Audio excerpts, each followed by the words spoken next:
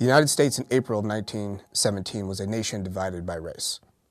Calls for unconditional loyalty and 100% Americanism by the federal government and civilian groups alike stemmed from deep anxieties about the racial composition of the country's population. The imperatives of forging a unified war mobilization effort clashed with deeply ingrained ideas about race that informed how Americans viewed both the German enemy and each other. At home and abroad, Americans fought a war within the war that had race as its defining characteristic. African Americans experienced this tension more profoundly than any other group. Wartime economic opportunities sparked the Great Migration of thousands of black Southerners to the urban North. However, as racial oppression remained unrelenting, African Americans approached America's entry into the war and Woodrow Wilson's call to make the world, quote, safe for democracy, unquote, with understandable skepticism.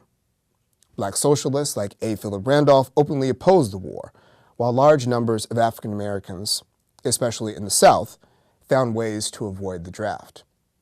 However, the vast majority of black people, encouraged by the black press and leaders such as W.E.B. Du Bois, came to support the war effort and determined to do their part as both soldiers and civilians to aid their country in its time of need. Racial violence and institutionalized discrimination tested black people's patriotic resolve. On July 2, 1917, a racial pogrom erupted in East St. Louis that left at least 125 African Americans dead and entire neighborhoods in ashes. The following month, on the night of August the 23rd, a contingent of black soldiers of the 24th Infantry, frustrated by weeks of racist abuse and fearing attack by a lynch mob, opened fire on and killed 16 white residents and police officers in Houston, Texas. As it worked to raise an army virtually from scratch, the United States government remained committed to preserving the color line. There is no intention on the part of the War Department to undertake at this time to settle the so-called race question, Secretary of War Newton Baker declared in a November 20th, 1917 memo.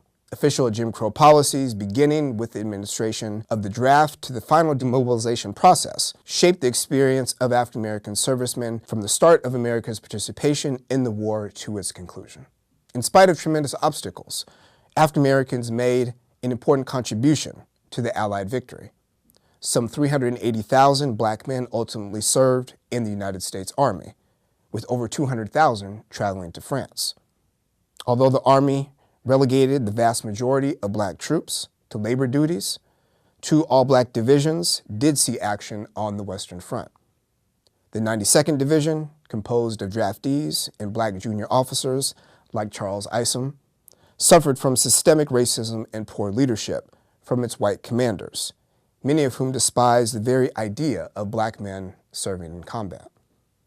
By contrast, the 93rd Division, made up largely of black National Guard regiments and assigned to the French Army, established a distinguished fighting record highlighted by the exploits of the 369th Infantry Regiment, which came to be known as the Harlem Hellfighters.